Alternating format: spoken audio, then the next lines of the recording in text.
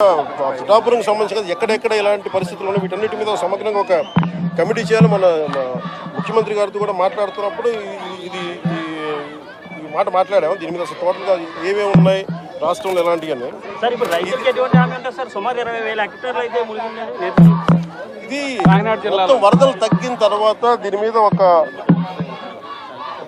వెళ్ళి క్షేత్రస్థాయిలో పర్యటనలు జరిపి దాని మీద ఒక సమగ్రమైన నివేదిక అని చెప్పి అధికారులని ఆల్రెడీ ఇన్స్ట్రక్ట్ చేశారు. ఇది ముఖ్యమంత్రి గారు ఇది వరదల తగ్గుముఖం పట్టగానే దీన్ని ముందుకు తీసుకెళ్తారు.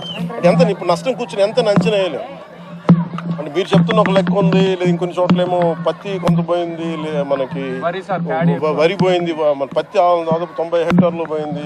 మనకి దాదాపు 21 మండలాలు ఒక కాకినాడ జిల్లాలో 21 మండలాలు అనుకుంటా దాదాపు 152 గ్రామాల్లో నష్టం జరిగింది. దాదాపు 8,206 మంది రైతులు నష్టపోయారు. వీటన్నిటిని చేస్తాము.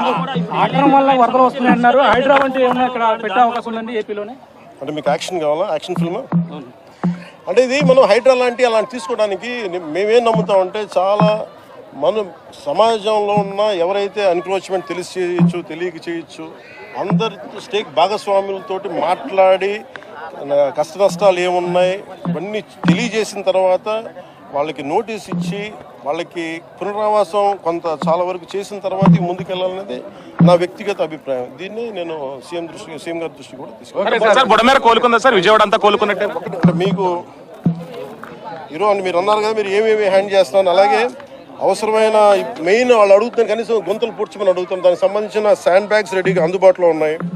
అలాగే మనకి చెట్లు పడిపోయిన వెంటనే ఎలాంటి ఏదైనా జరిగిన రంపాలు కానీ రోడ్ల పైన విరిగిపోయిన పడిన చెట్లు తీసివేయడానికి దానికి సంసిద్ధంగా ఉన్నాం.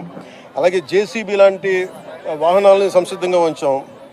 ముఖ్యంగా అవసరానికి మన ఫైర్ యాక్సిడెంట్స్ అని ఉంటే దానికి సంబంధించిన సంబంధించి ఫైర్ యాక్సిడెంట్ వెహికల్స్ అలాగే 42 మంది గజెత్తుగాళ్ళని రెడీగా చేసాం ఇన్ కేస్ ఏదైనా ఎమర్జెన్సీస్ ఉంటాయి. అలాగే primary health care, community health care వీటికి సంబంధించిన సంసిద్ధంగా చేసాం.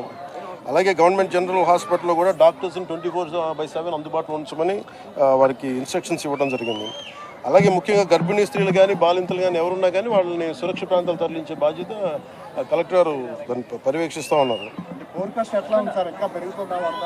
ఇది అక్కడ మనకి మన తీవ్రతను బట్టి మనకి ఇక్కడ మన ఏమంటుందని తుఫాన్ తీవ్రతను బట్టి ఉంటుంది. ఐ థింక్ అది వీకెన్ అయింది కాబట్టి ఇబ్బంది లేదని అనుకుంటున్నాను.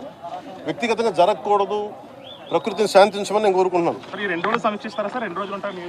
ఇది మళ్ళీ వెళ్ళి ఇప్పుడు నాకు మన పంచాయతీలకి నిధులు ఇవ్వాలి కదా, సో దానికి సంబంధించిన పని ఉంది. అది వెళ్ళి చేసుకొని మళ్ళీ వచ్చి ఎప్పటికప్పుడు సమీక్షలు నిర్వహిస్తా ఉన్నాను టెలిఫోన్స్ ద్వారా. లేదండి నేను ఒకసారి ఈ పంచాయతీలు మనం చెప్పాం కదా దానికి సంబంధించిన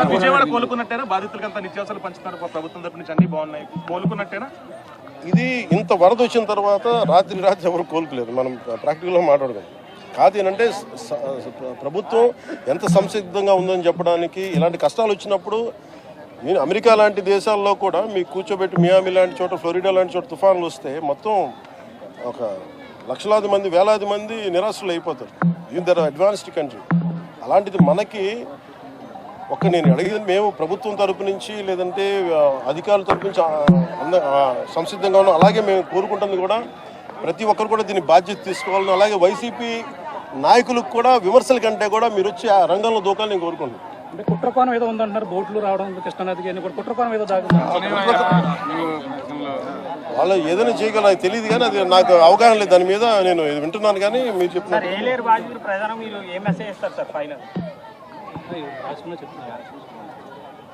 ఇది టోటల్గా మనం ఏమేం చేయబోతున్నాం అనేది